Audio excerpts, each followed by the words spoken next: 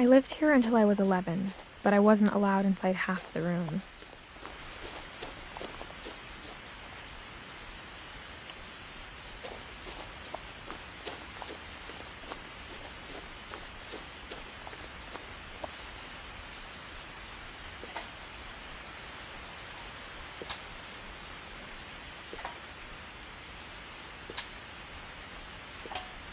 Inside the mailbox were bills from 7 years ago, marked urgent, open immediately.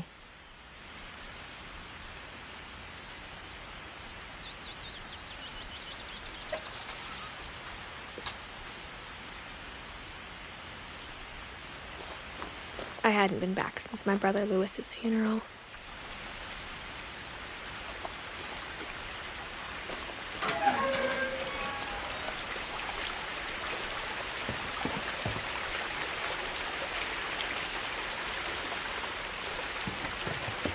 In her will, my mother left me a key, but didn't tell me what it unlocked. Maybe she thought I'd know, or she thought that the mystery would be enough to bring me back.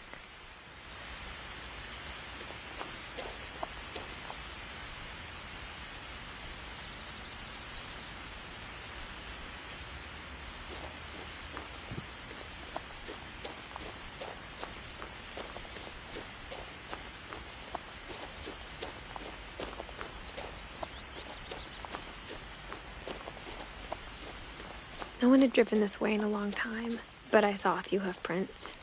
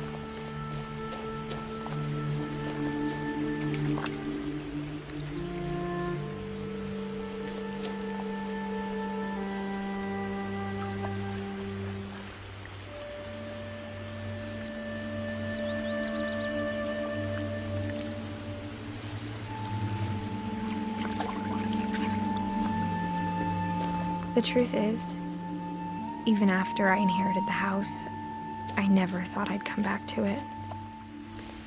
But now I had questions about my family that only the house knew the answers to.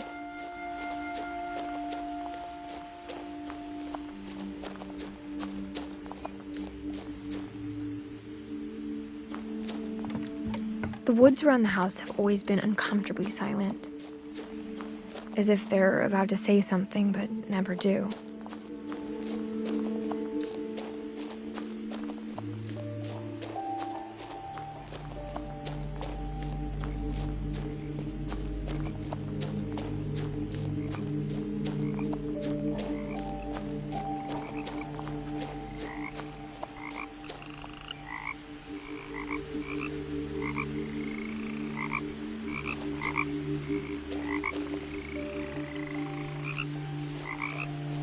The house was exactly like I remembered it, the way I'd been dreaming about it.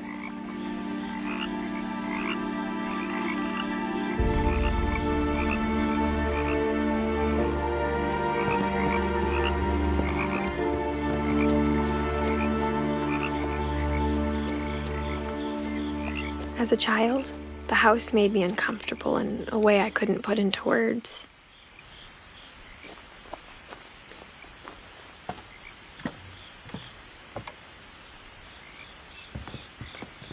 Now, as a 17-year-old, I knew exactly what those words were. I was afraid of the house.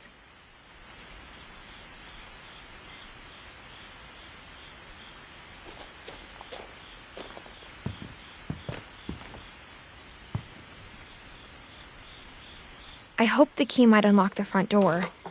It didn't.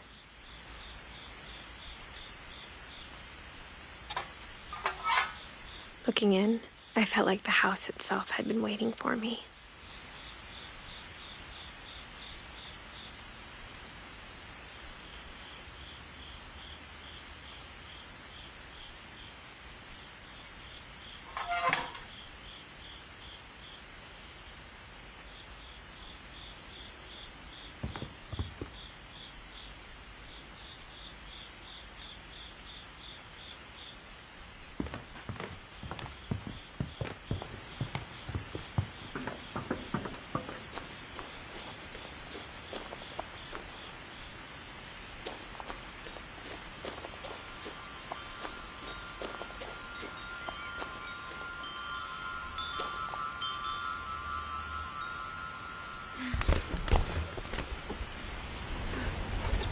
Crawling through the doggy door used to be a lot easier when I was 11.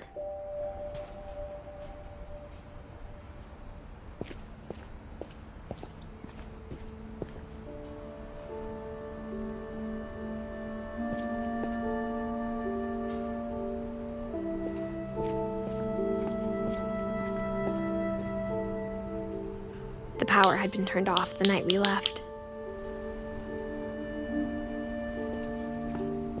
For the first time in years, I felt like I was home.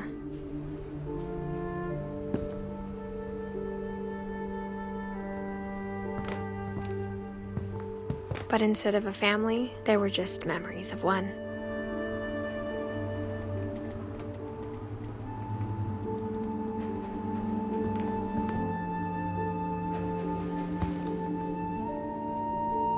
Like how after Lewis started working at the cannery, we all got sick of eating salmon.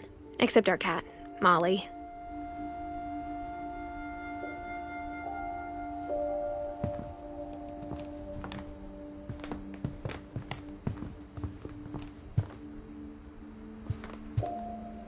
The table was still a wreck from the night we left. It was like a bomb had gone off, killing everyone but sparing the furniture.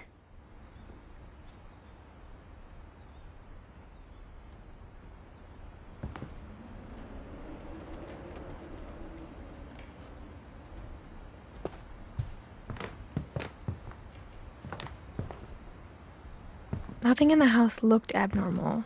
There was just too much of it, like a smile with too many teeth.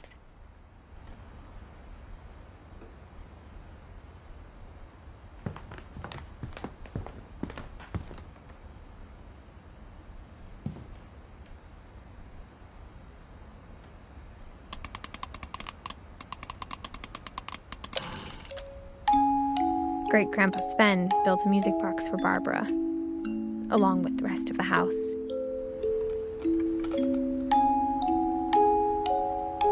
Mom always told me to stay out of the basement, so I wasn't too surprised when the key didn't fit.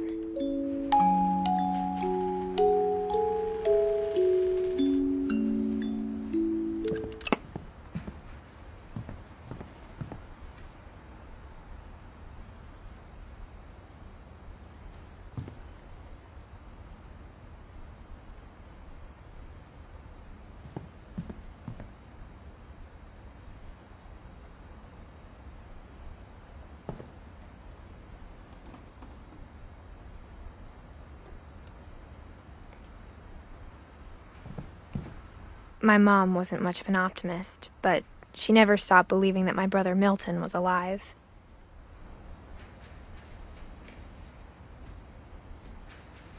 A lot of things got left behind in the whirlwind of that last night.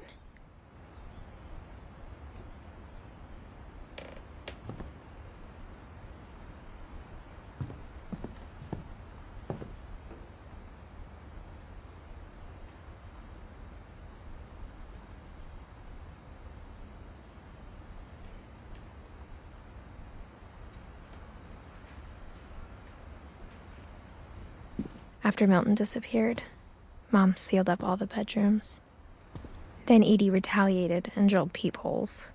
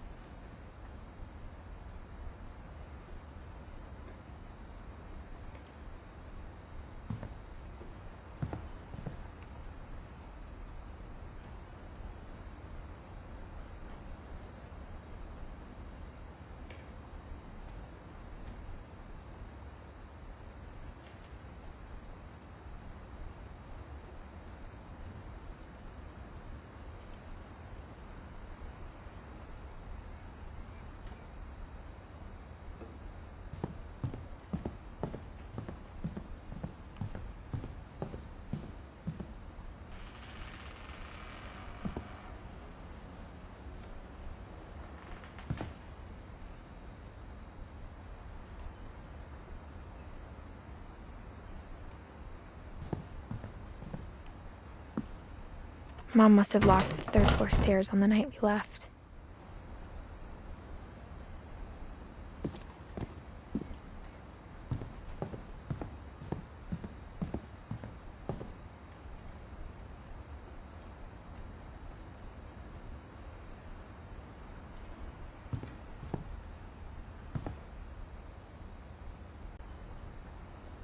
I spent a lot of time playing in Great Uncle Walter's room.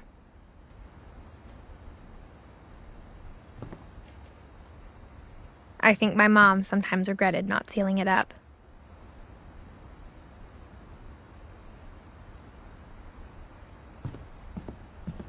Lewis told me there were secret passages, but I never believed him.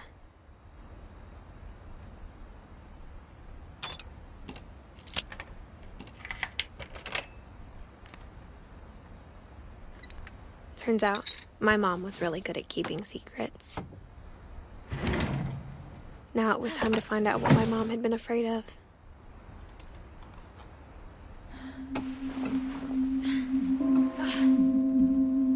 From the paintings on the wall, it was clear my brother Milton had been here before me.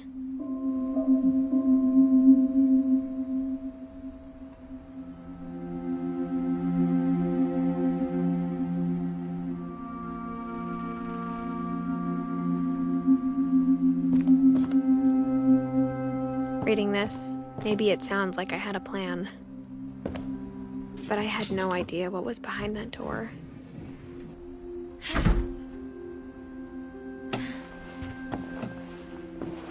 Just like I had no idea where all this was gonna lead.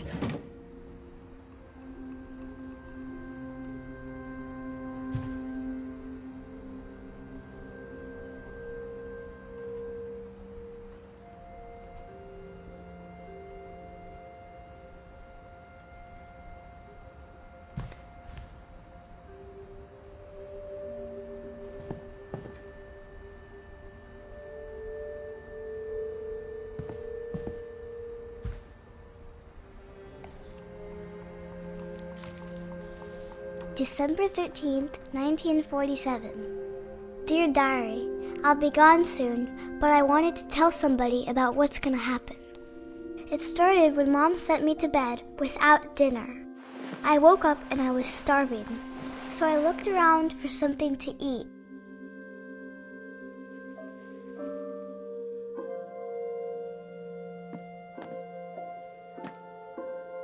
My Halloween candy was all gone.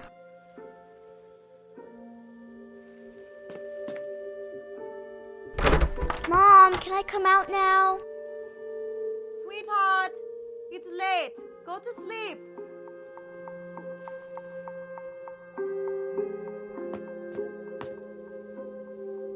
The gerbil food was dry, but I didn't mind it.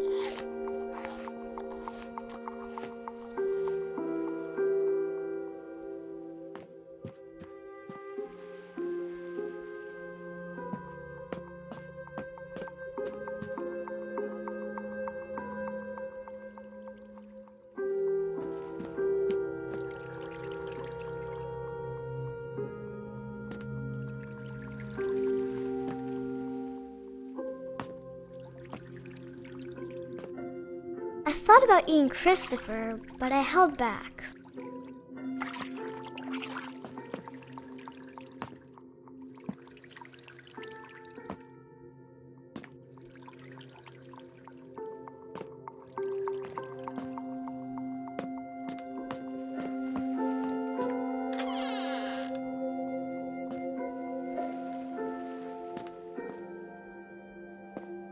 I kept eating and eating.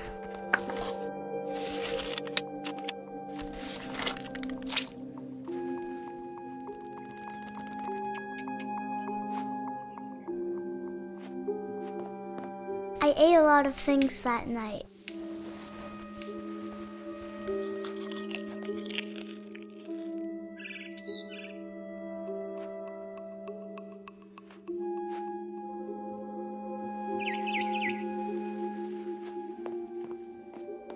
Then I heard chirping outside my window.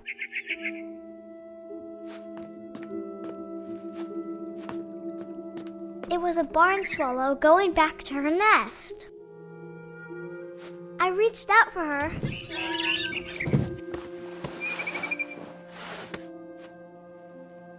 And suddenly, I was a cat.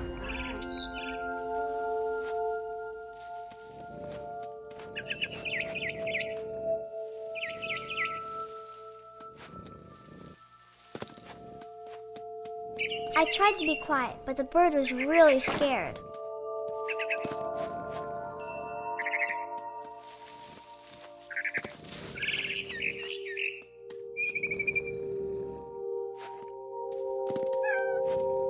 Mom and Dad didn't even look at me.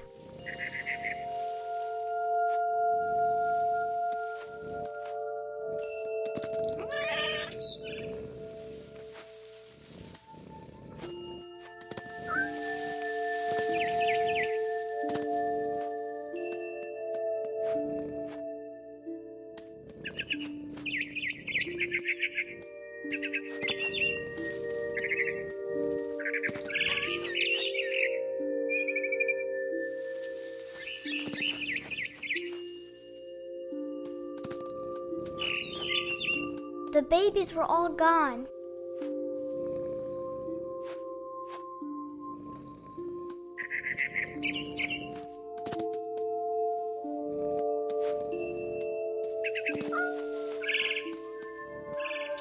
I jumped and I almost got her.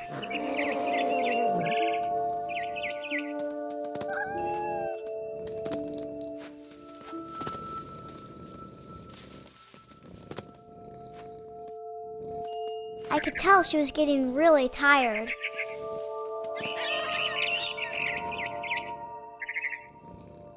Now I was up in the big tree. I promised Dad I wouldn't climb it anymore. All I cared about was eating that mama bird. I gobbled her up.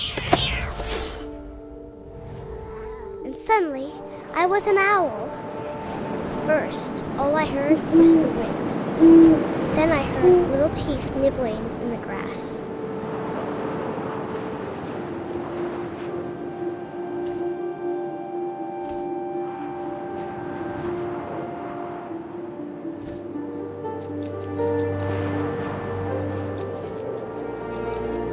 Rabbits.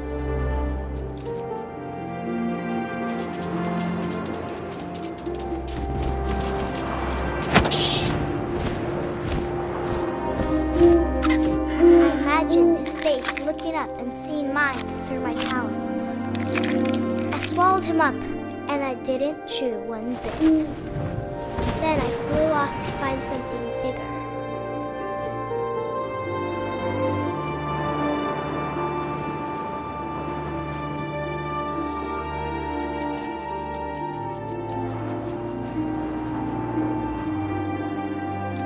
A mama rabbit.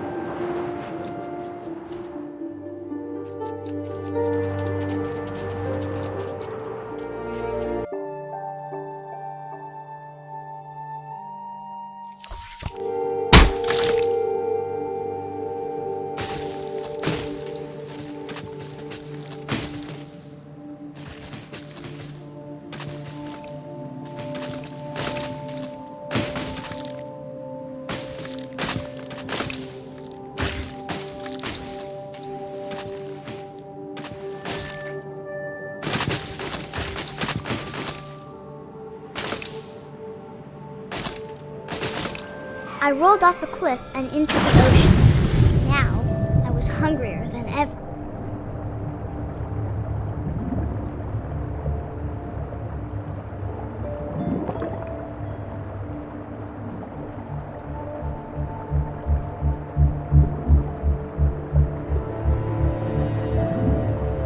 I wanted fat, juicy seals.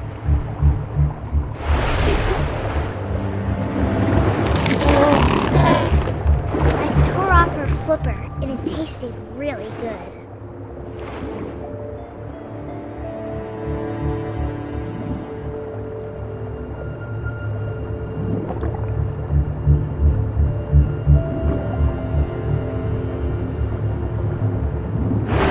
Grabbed on tight. But I was so hungry, I jumped out of the water. When I opened my eyes, everything had changed.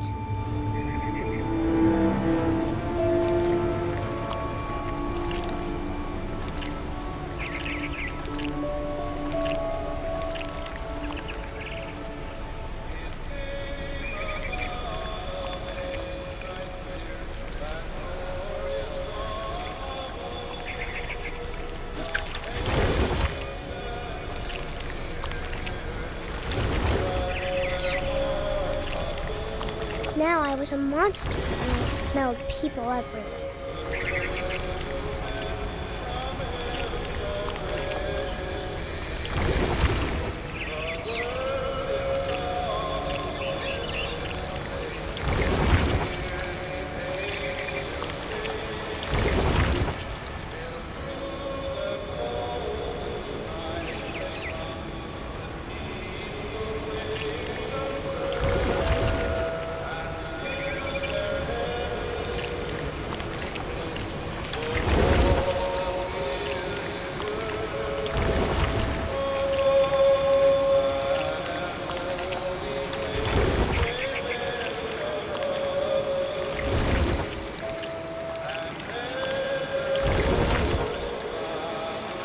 I was big, but I moved real quiet.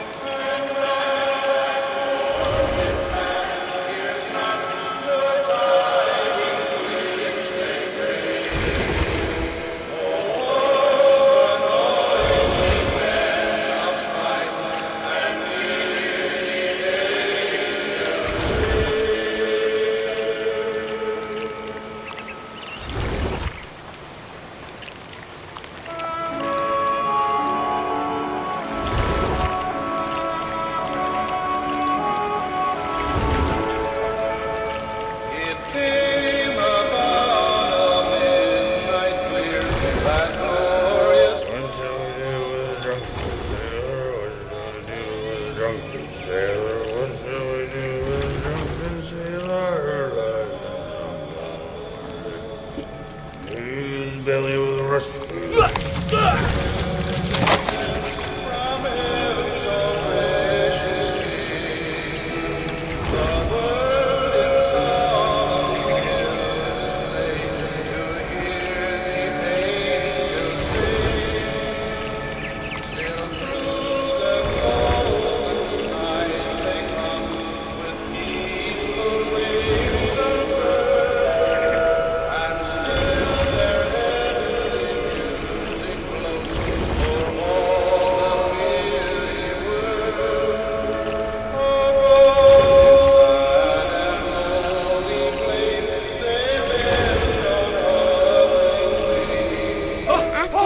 Passenger, I was still hungry. And across the water, I smelled something new, something I had to have, so I swam towards it.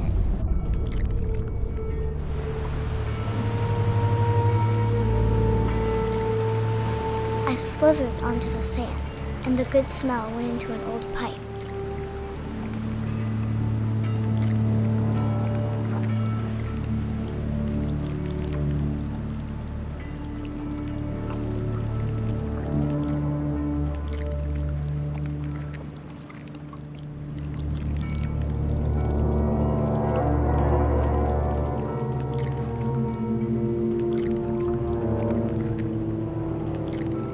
got closer and closer.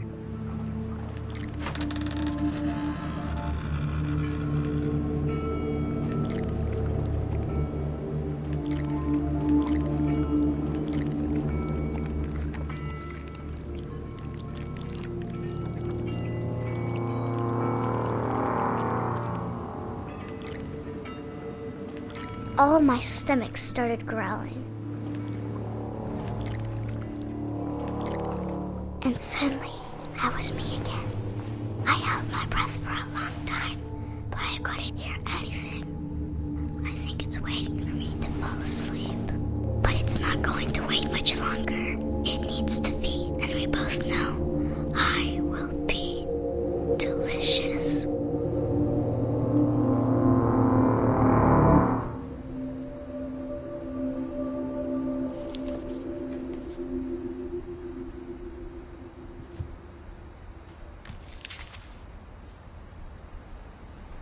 I'm not sure if I believed all of that, but I'm sure Edie would have.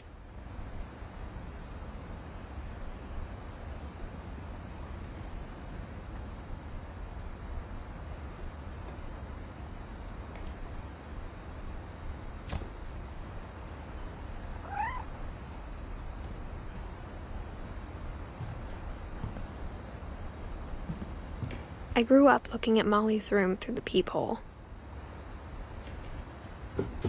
Molly's gerbil had a tiny bedroom with its own even tinier gerbil cage.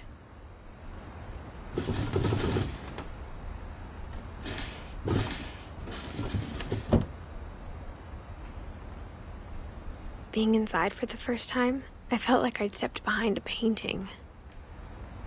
I can't describe it, but I felt like some part of Molly was still here.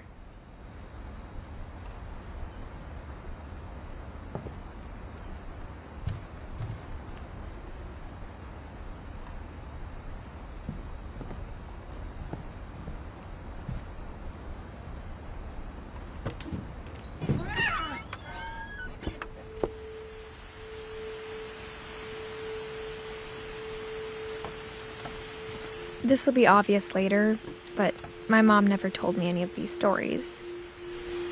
Edie would have, but Mom didn't like bringing up the past. Though, when we adopted a stray kitten, she was the one who named it Molly.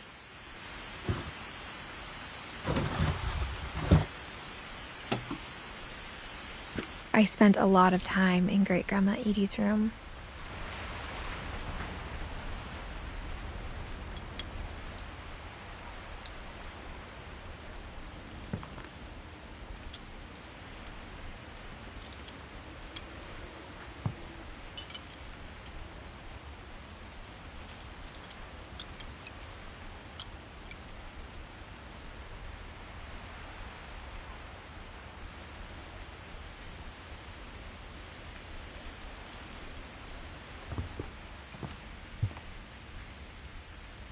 Louis died a week before we left, but Edie had already started to memorialize him.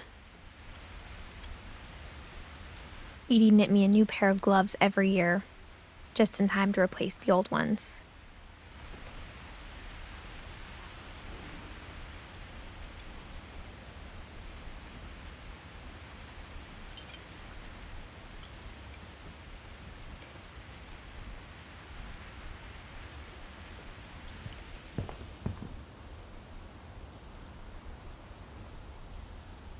Her room was like a museum. For 500 years, the Finches have been famous throughout Norway for their fortune and misfortune. Odin Finch buries the latest victims of the family curse, his wife Ingeborg and their newborn son, Johan. On January 7th, 1937, he set sail with his family and his house, hoping to leave the curse behind. But 40-foot waves off the coast of Washington send the house and Odin to the bottom of the sea. Odin's daughter Edie, with husband Sven and baby Molly, step ashore on their new home, Orcas Island. Odin Finch is the first to be buried in the new family cemetery. His daughter Edie is already dreaming of a new Finch house.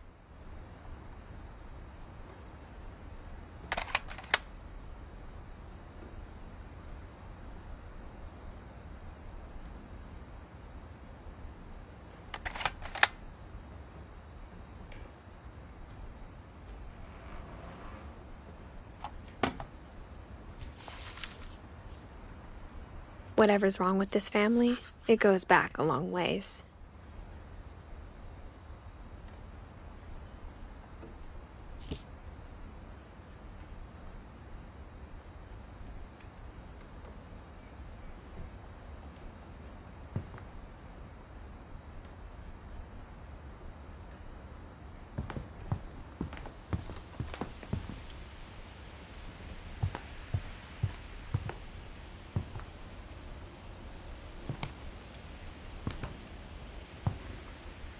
One summer, they evacuated the island, but Edie refused to go. For a few weeks, she was a celebrity.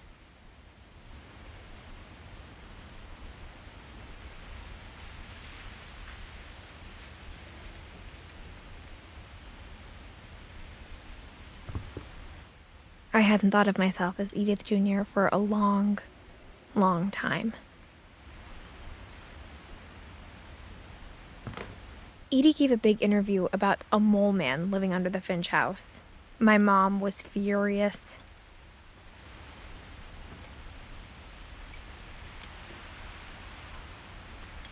When Edie told people Sven was killed by a dragon, she could also have said he was building a dragon-shaped slide that collapsed. She could have, but she didn't.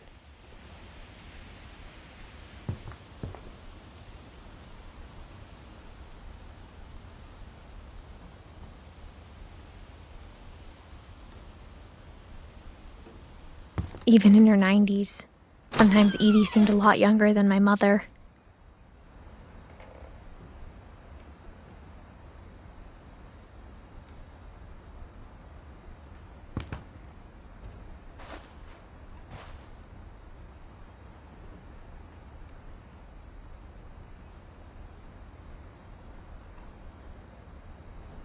The only trace Grandpa Sam's first wife, Kay, left on the house was the pink bathroom.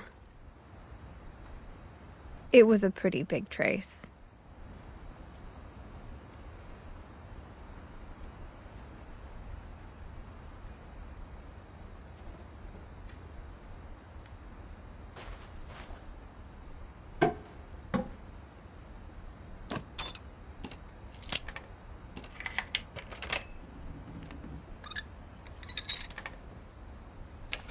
There's a secret in this bathroom. It's in the last place you would look. It isn't in the cupboard.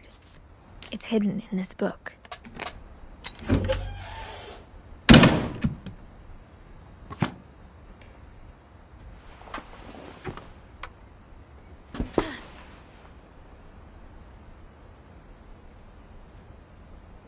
Sven gave Sam an old camera he'd refurbished.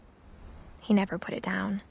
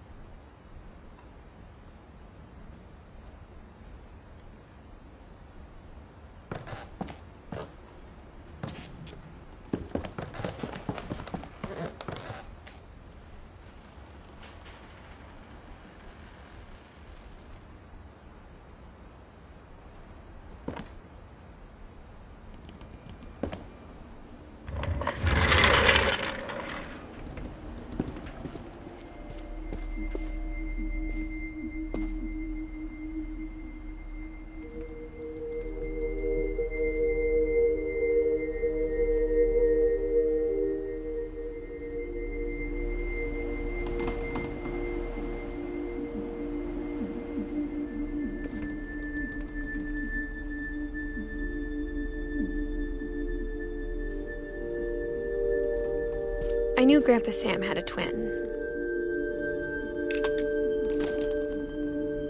and that he never talked about him.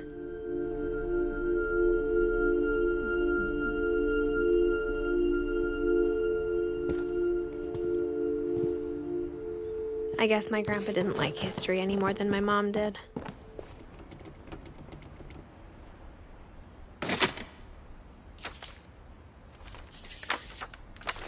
How I Want to Remember My Brother by Sam Finch.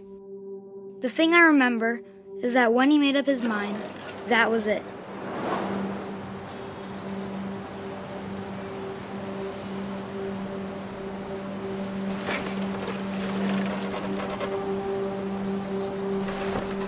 My brother said he'd die before he ate another mushroom, and he did.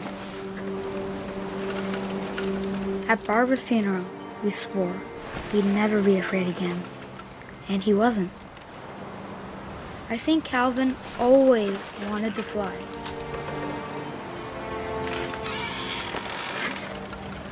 Sam! Calvin! Dinner's ready! Coming! But that day, he finally made up his mind to do it. I told him going around was impossible.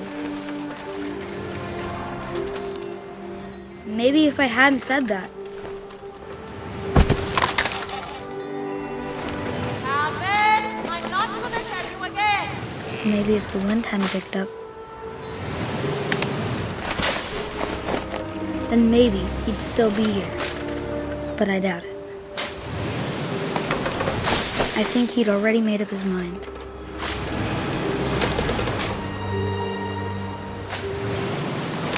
That's what I want to remember about my brother.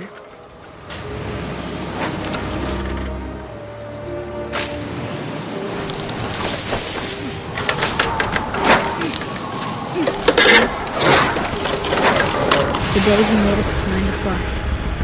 And he did.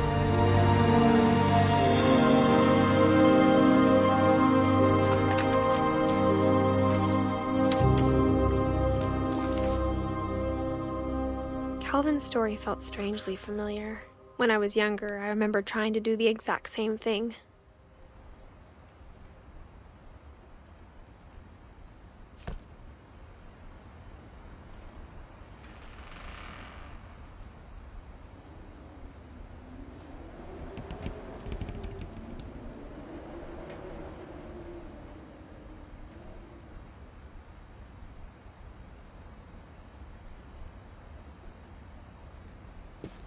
After the funeral, Edie roped off Calvin's half of the room.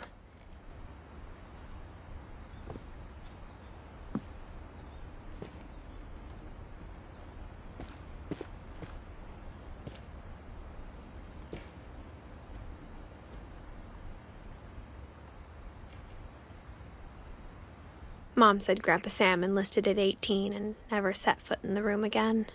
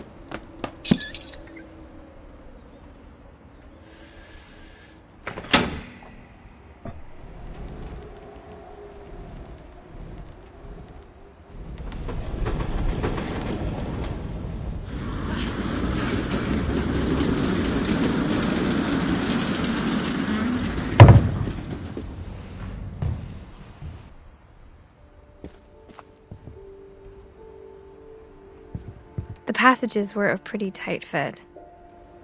They'd obviously been built for smaller hands and bellies.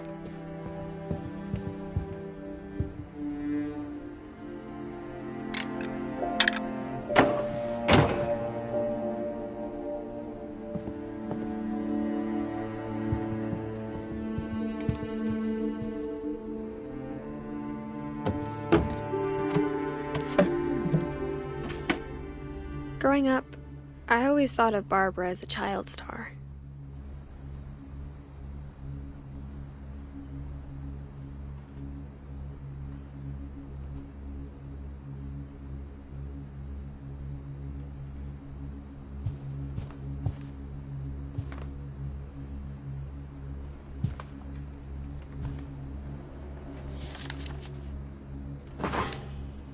Of all the stories people wrote about Barbara's death, I'm surprised Edie saved this one.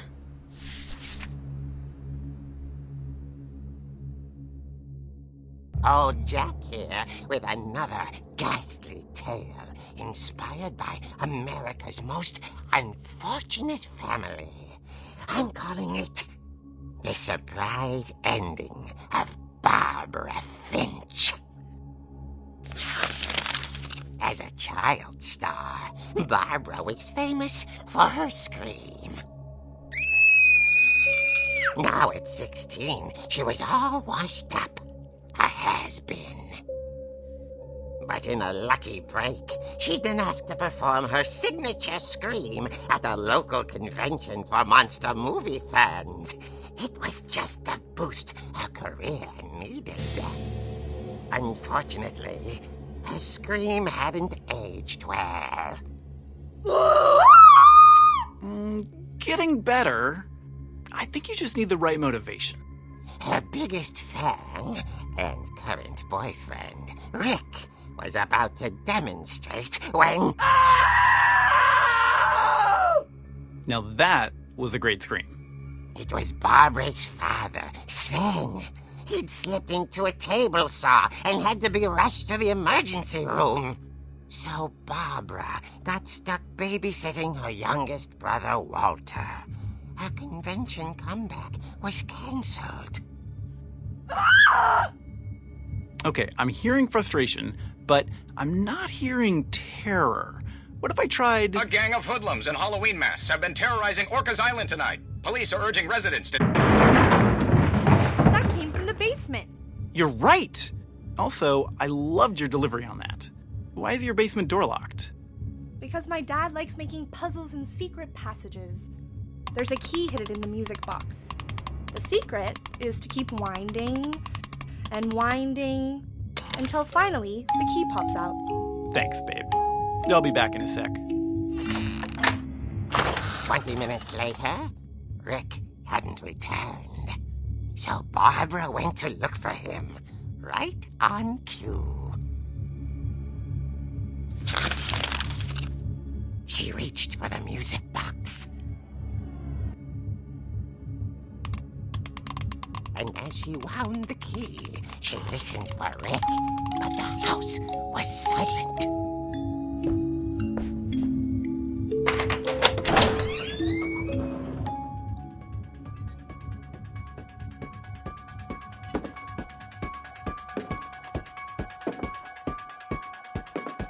She found Rick's crutch and imagined the worst.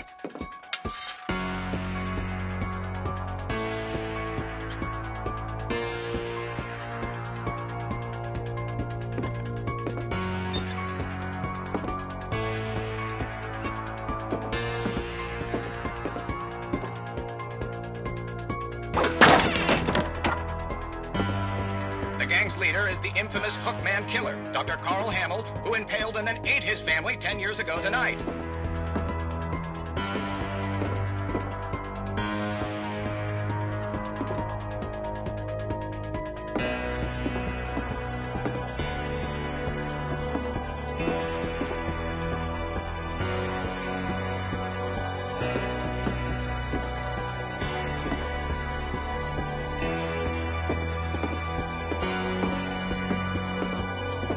The old fridge rattled and grew still.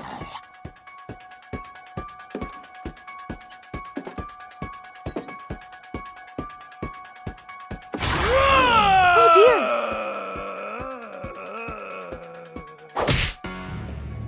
Oh! Rick? Barb, relax. I was just trying to scare you to help you find your scream. Well, I'm not scared, Rick. I'm furious. Then act furious. All I'm getting from you now is that you're hurt and confused and you're... She threw him out, but she kept a little something to remember him by. Barb, have you seen my other crutch? And she was still holding it when she fell asleep watching the late picture show. Hours later... Barbara! Walter, what's going on up there? Ah! Okay, I'm coming up, but if this is a trick, you're dead, Walter.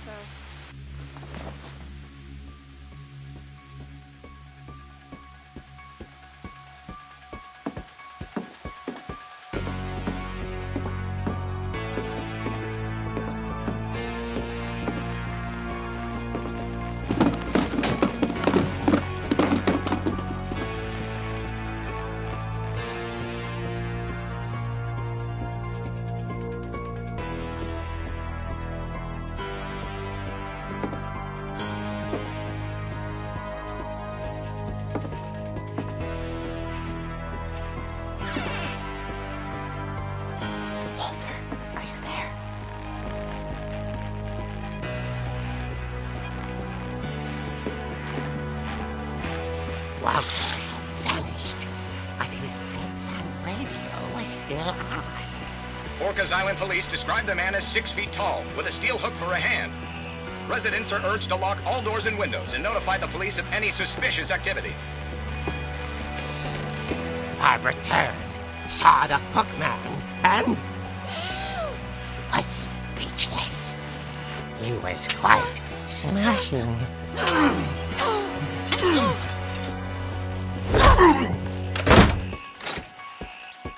And he was. He couldn't get enough of Barbara. Okay, Barbara, there's gotta be another way out of here.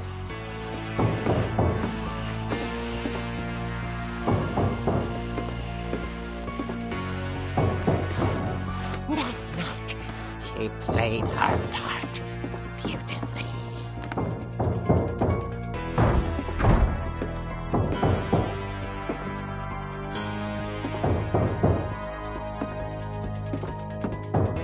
Molly's door hadn't been opened in years. The hinges groaned.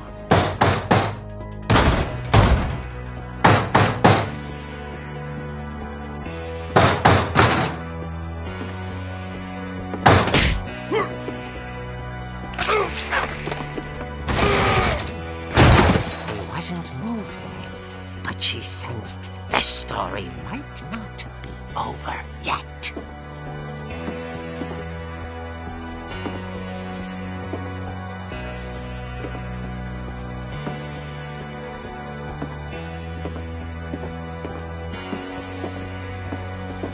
The hookman had vanished.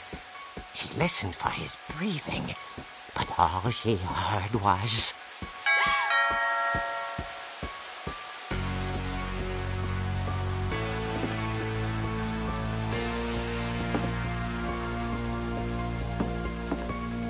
Someone at the door was dying to speak to young Barbara. At the door, she heard whispering. It was coming from inside the house.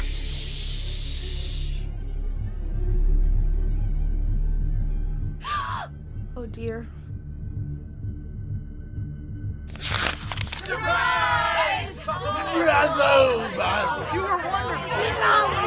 The monsters had come to surprise her. For Barbara, it was a dream come true. Then she saw what kind of monsters they were, and she realized what was about to happen. She was going to be famous. And with her final breath, Barbara Finch gave the performance of her life.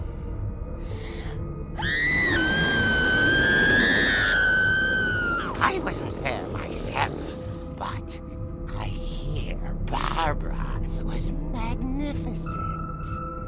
Poor girl. She had a taste for stardom. But unfortunately, so did her fans. Of course, the police blamed it all on poor Rick, who disappeared the same night. And little Walter? Hiding under his bed the whole time. He took it all pretty hard, but that's another story.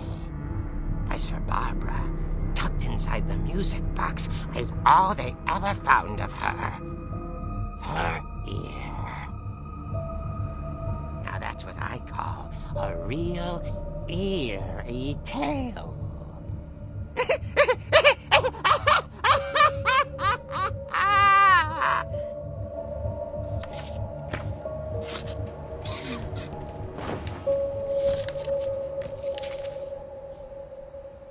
Edie told me all Barbara wanted was to be remembered, as absurd as that comic was. Maybe what Edie saw was a happy ending.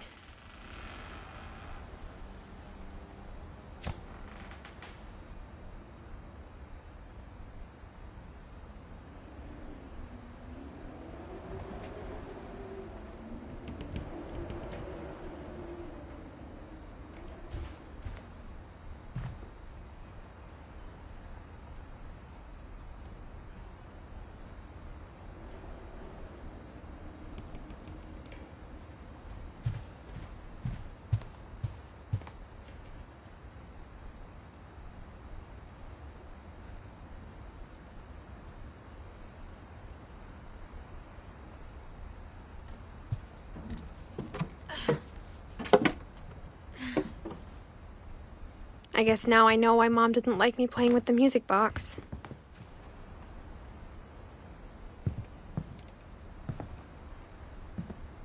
Edie's father, Odin, built the original house.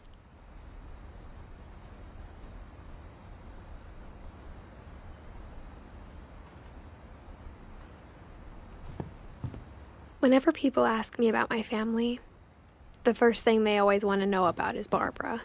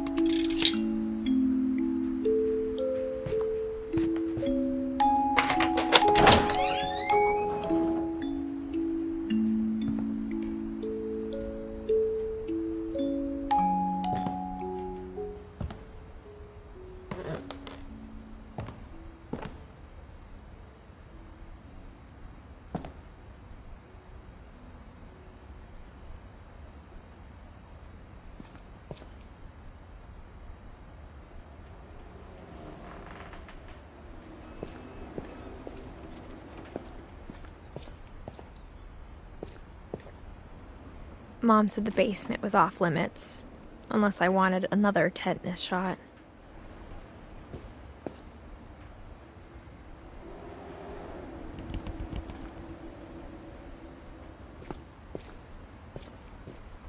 I saw Edie sneak down to the basement once, carrying packages.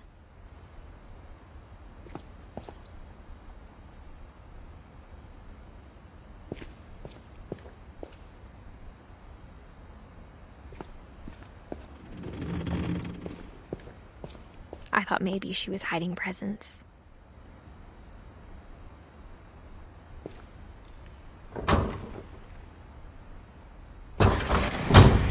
It turned out she was hiding a lot more than that.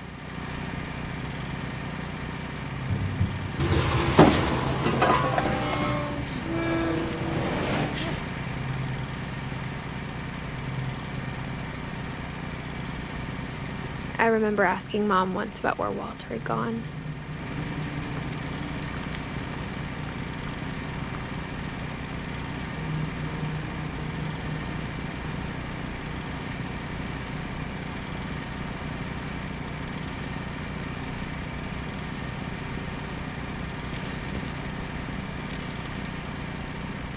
She said after Barbara died, he got as far away as he could.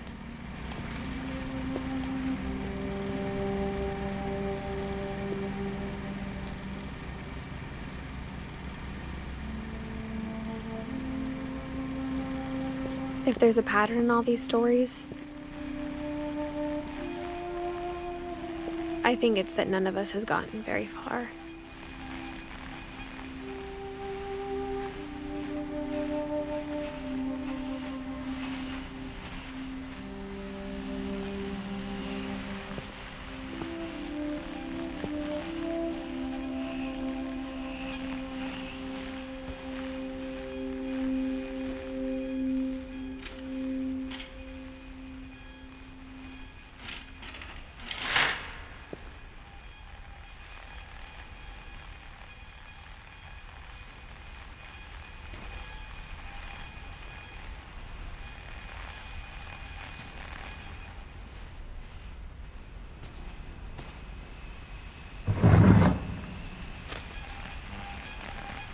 Goodbye, everyone.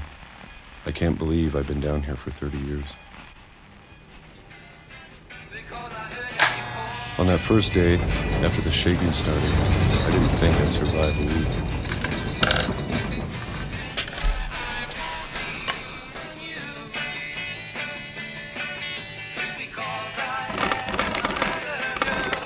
But after a few days, I settled into a routine. That's what kept me sane. Having a schedule, living for today. I always expected to be dead tomorrow. But if you wait long enough, you get used to anything.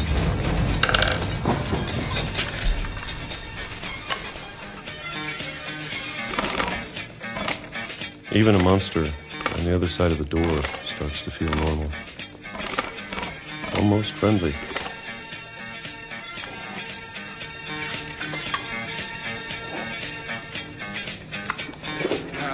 And then one day, everything just stopped.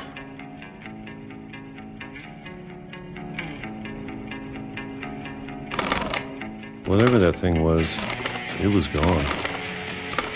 Maybe it got tired of waiting.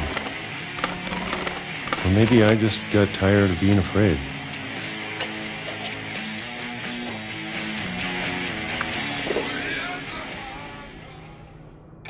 It's been a week now, the longest in 30 years. I'm done waiting. I have to leave while I still can.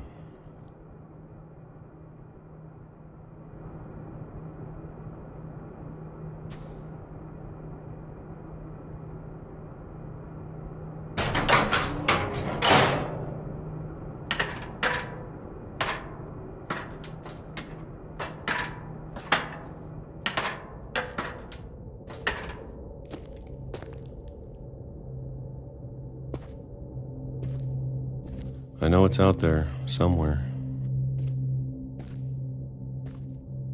Whatever killed Barbara and Molly and Calvin. Maybe this is all a mistake. But I need to stop living the same day, even if it kills me.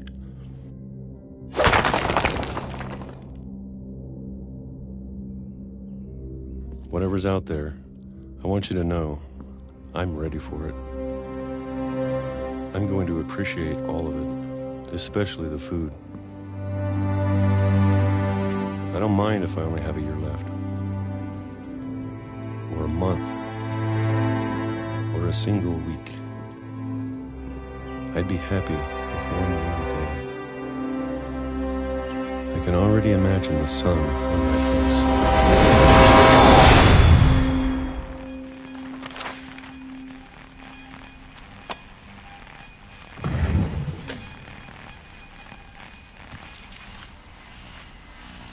Walter died when I was 6.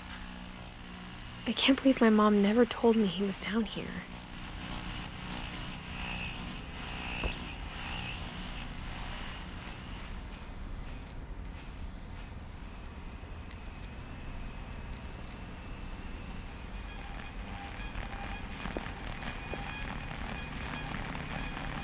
I'm sure my mom was trying to protect me.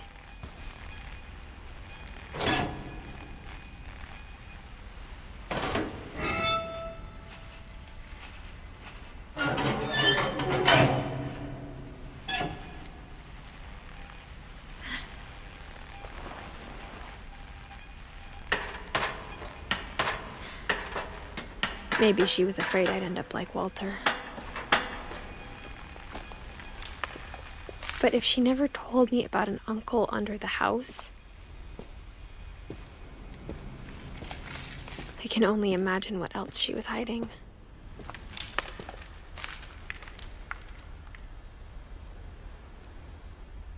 I don't want to make the same mistakes she made.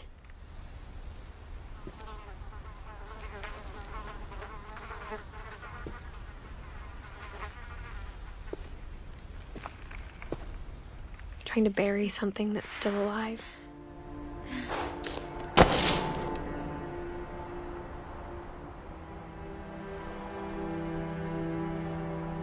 Now that there's only one of us left, or maybe two, I thought it was time I heard the stories for myself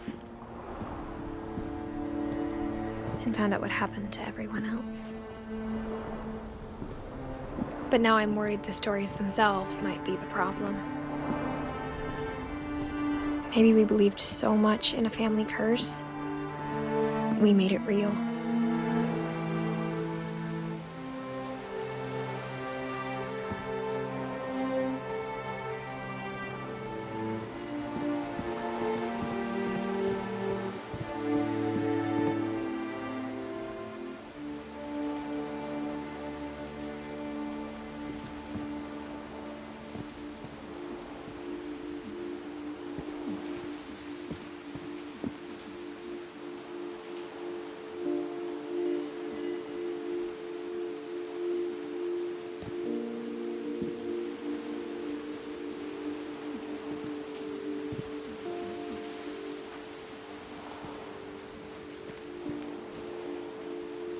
I don't know if I should even be writing this.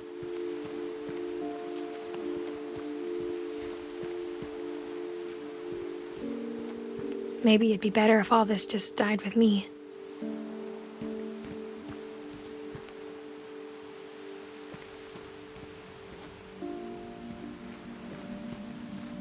But I thought you should know about your family.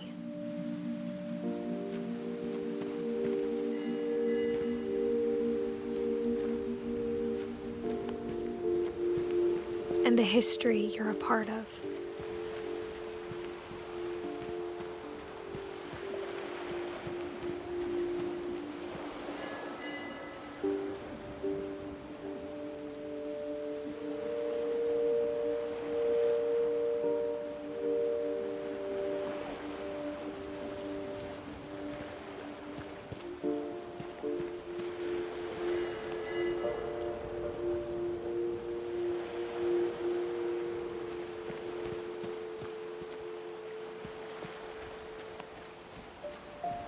Though to be honest, I feel as lost as you probably do right now. I think the people in these stories believed them, for what that's worth.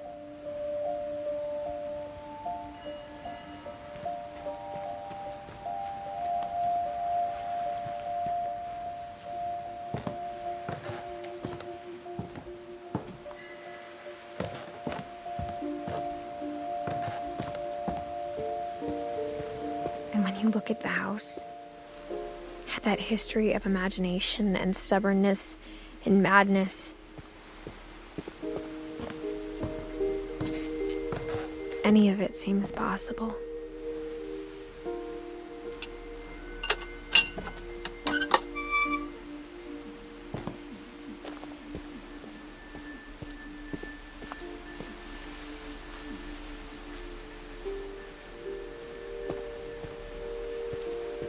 I think we've been surrounded by death for so long, we've just gotten used to it.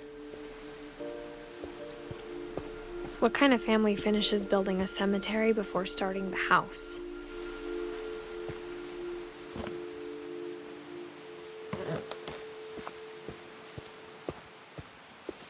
It's embarrassing for me to admit this, but the pet cemetery made me more uncomfortable than the human one.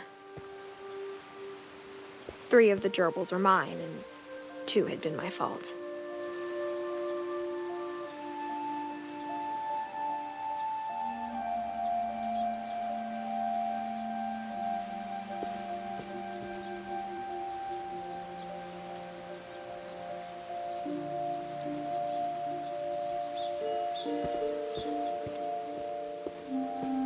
Sven built the house, but it was Edie who designed the cemetery.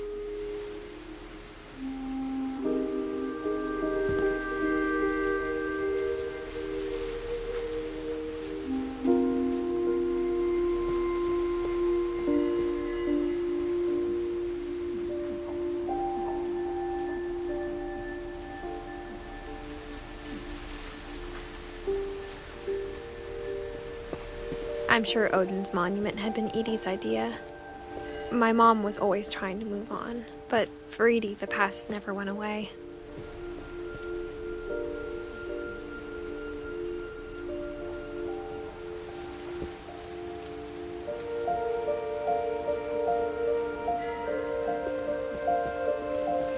She could see it poking out of the water at low tide.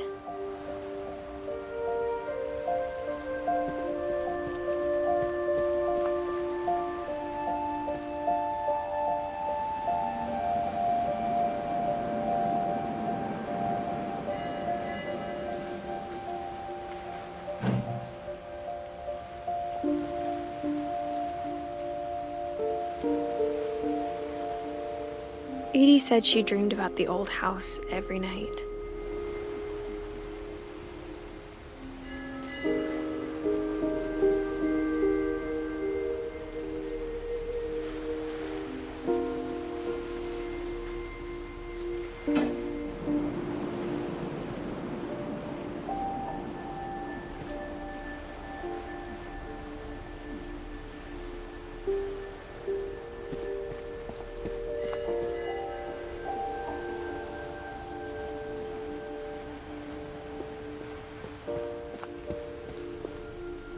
Edie's side was always easier for me to understand.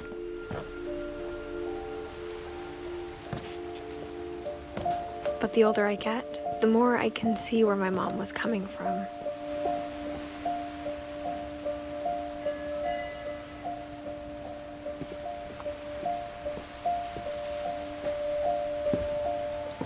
She lost 2 of her brothers, just like I did. I get why she tried so hard to protect us. We never found Milton's body, so my mom insisted we were putting up a monument, not a tombstone.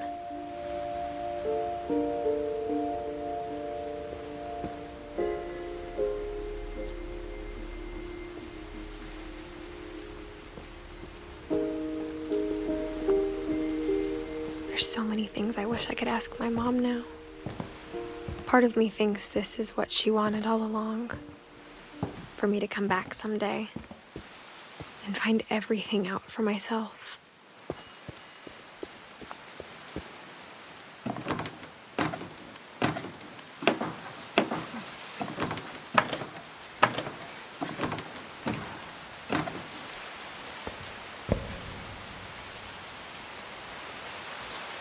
But looking back on it now,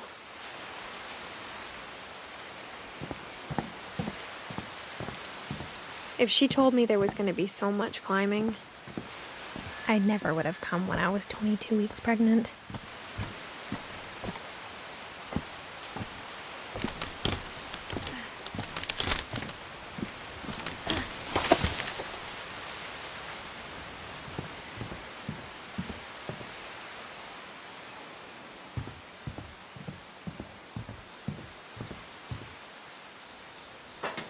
I never met Grandpa Sam, but I think he and my mom had a lot in common.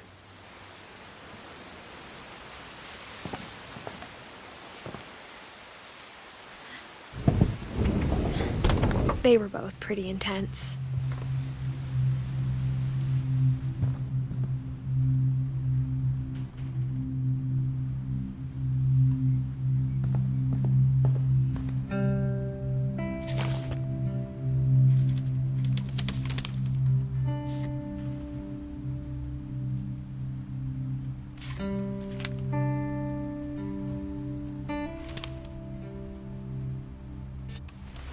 Dawn, I promise, you'll never forget this weekend.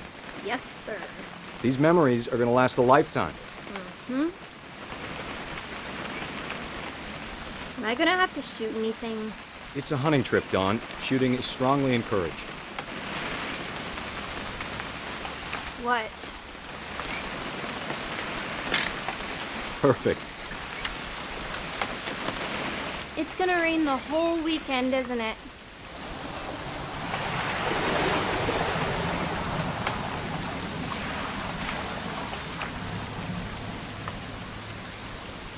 Please just take the damn picture.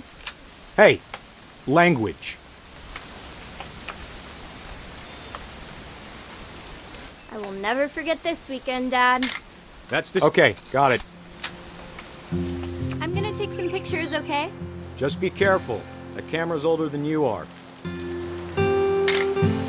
Aw.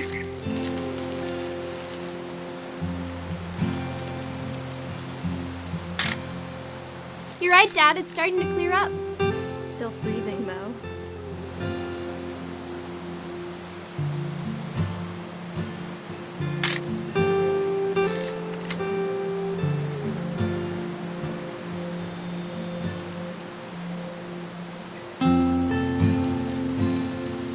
Definitely should not have drunk all that coffee. Hey! That's a keeper. I'm just saying, I'm not always gonna be here, Dawn. You'll need to remember this stuff, if you want to survive. I'll be fine, Dad. You know who else thought he was gonna be fine? Some guy who died. Dawn, I'm being serious. I know, Dad. You're always serious. Doesn't being out here make you want to chill out? Well, to tell you the truth, I haven't been out here in 20 years.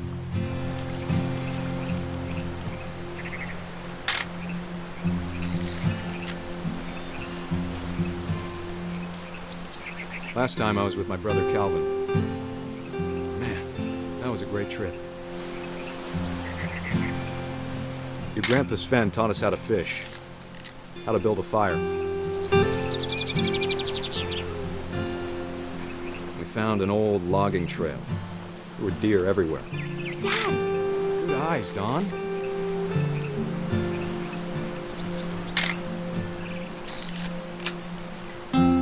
Before you take the shot, let me get a picture of it.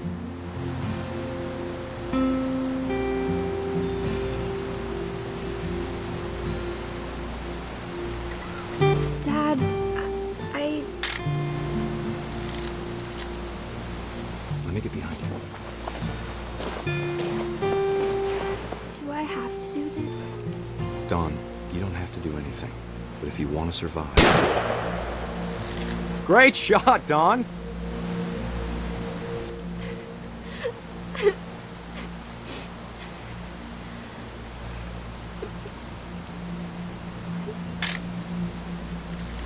I'm proud of you, Dawn. Always remember that, okay?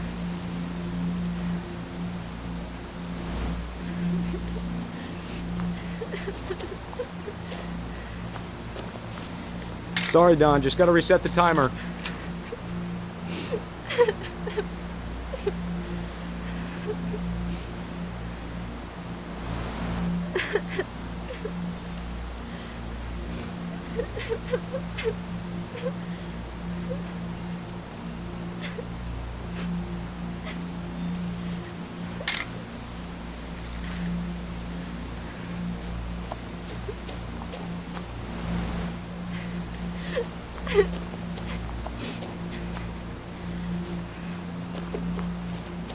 Dad, it's twitching. I think That's it's totally so... normal, Dawn. Just focus on the camera. Try not to think about... Dad!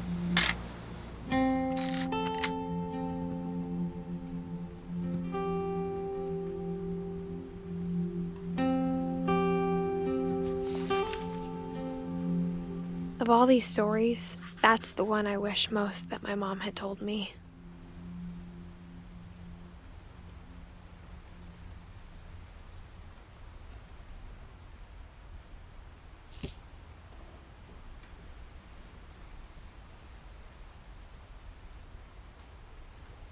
Sam spent his life shooting photos, but Mom said he got nervous being in front of the camera, I guess we're all afraid of something.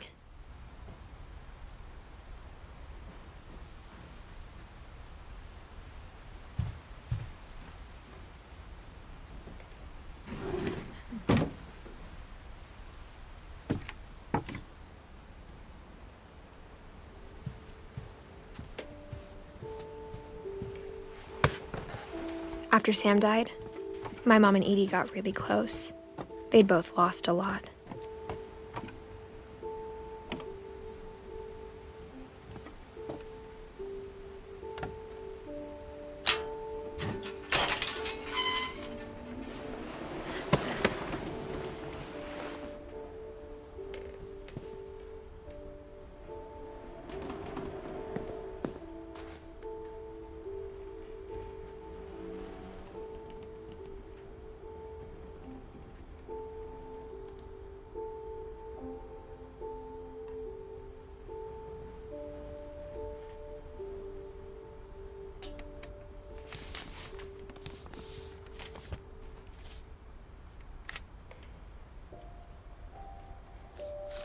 Dear Kay, do you remember the way Gregory used to laugh when he thought he was alone?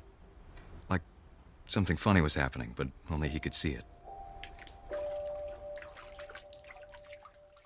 I think he saw things the rest of us don't.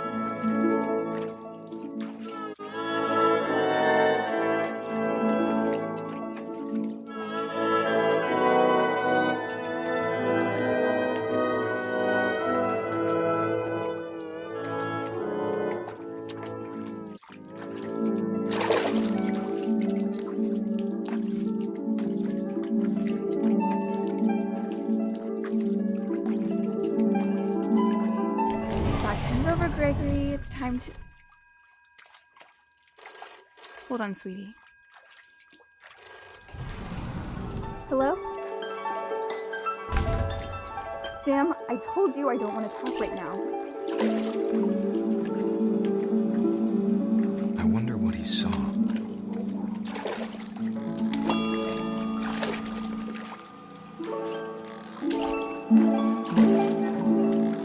What his world was like.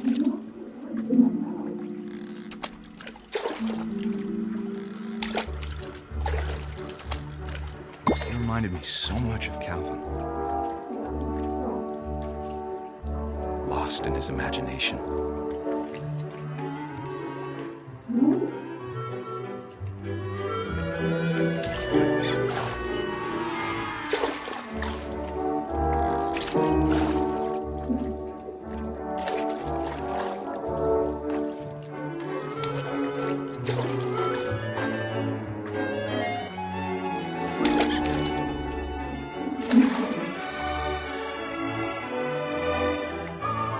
Whatever it was he saw, it sure made him happy.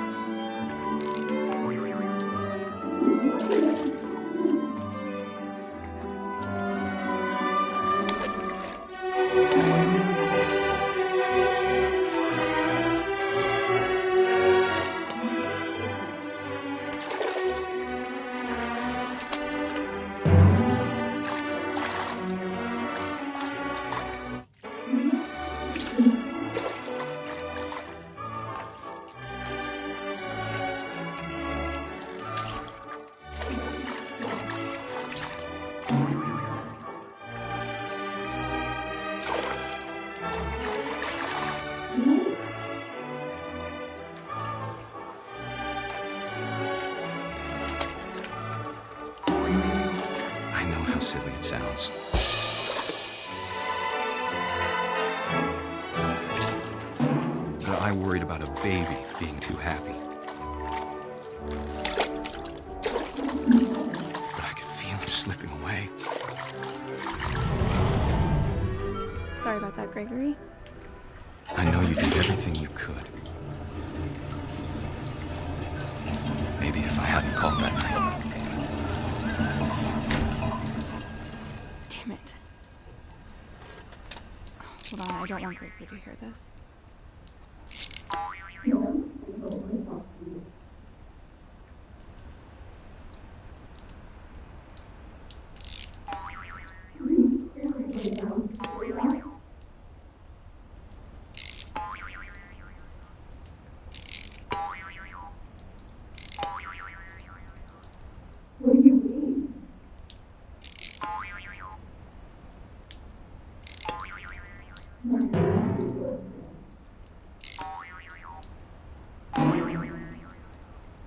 I wish he could have told us about the world he saw.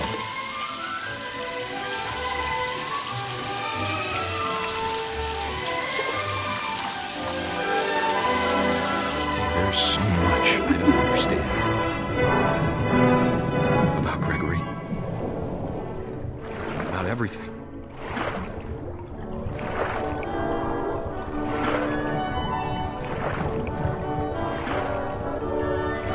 What happened wasn't your fault.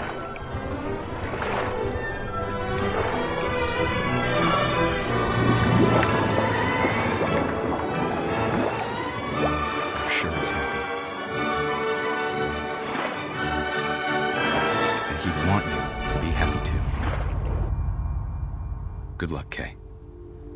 Love, Sam.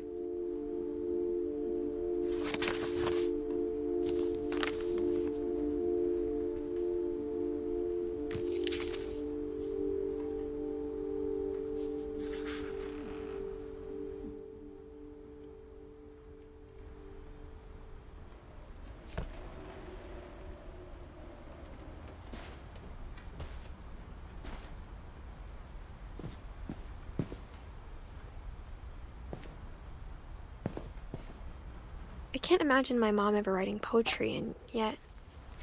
A poem for Gus, who always said the wedding was a bad idea. Our father never hit us kids, at least not very hard, before the day my brother said with teenage disregard that he'd be dead before he'd see a wedding in our yard.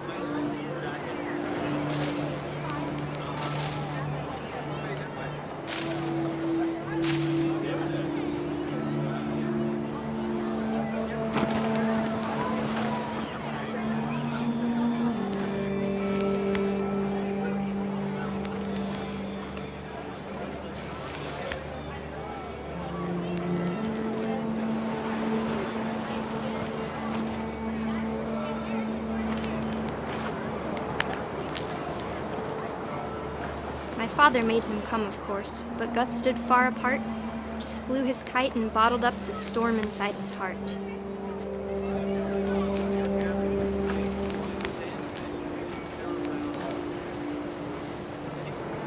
I tried to talk him out of it, but though he'd never met her, "We don't need a stepmom," were the words that I now remembered. pronounce you husband and wife. You may kiss the bride.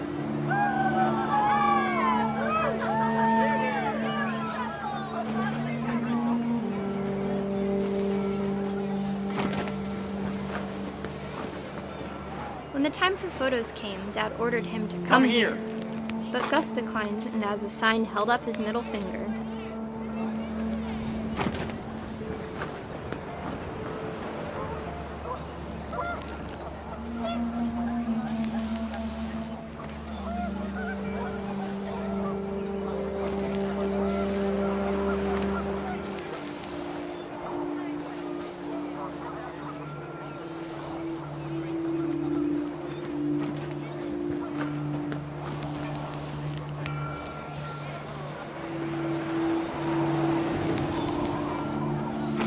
The wind picked up, and panicked geese appeared and quickly went.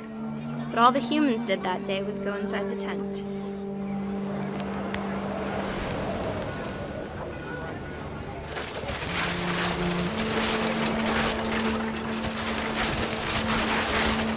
rain came down in buckets then, but no one seemed afraid that nature might destroy the tent our dad had crudely made.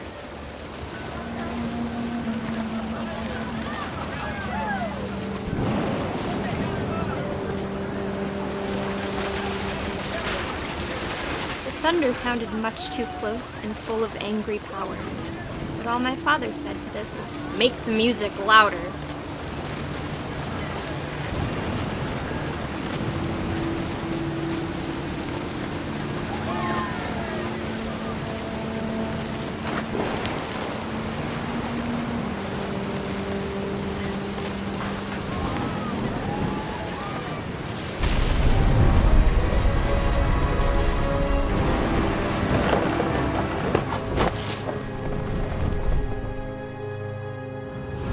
I wish that I could truly say I thought about you on that day.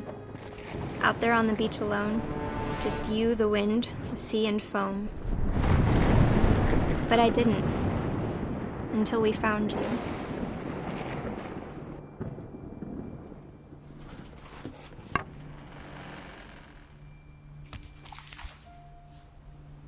She never talked about him, but Mom told me once if I was a boy, they were going to name me Gus.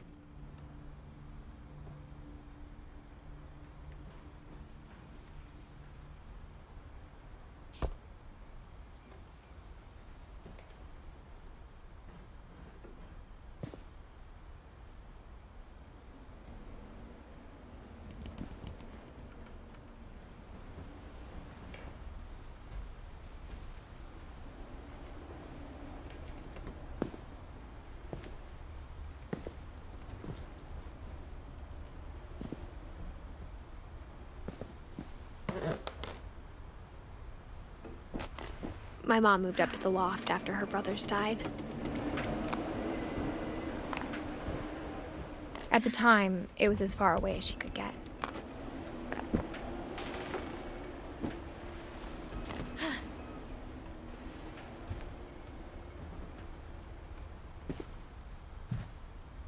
Religion was another thing my mom never talked about, but I think it helped her a lot after her dad died.